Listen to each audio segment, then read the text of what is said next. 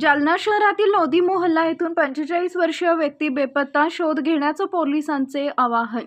आज दिनांक 8 रोजी शुक्रवारी सकाळी 10 वाजता मिळालेल्या माहितीनुसार जालना शहरातील लोधी मोहल्ला परिसरातील नारायण लक्ष्मण सिंग राजपूत वय वर्ष 45 हे 1 मे 2026 रोजी सकाळी सुमारे 11:30 वाजेच्या दरम्यान घरातून कुणाला काहीही न सांगता निघून गेल्यापासून बेपत्ता झाले।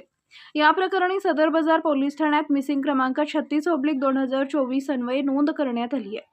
पोलिसांनी दिलेल्या माहितीनुसार बेपत्ता व्यक्तीचे नाव नारायण लक्ष्मण सिंग राजपूत असून ते लोधी मोहल्ला जालना इथे राहतात।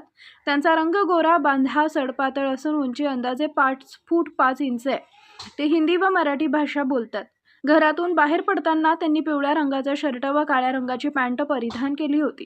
त्यांच्या उजव्या हातावर स्वतःचे नाव गोंदलेले असून उजव्या डोळ्यावर काळा मस्सा असल्याची ओळख सांगण्यात आली आहे।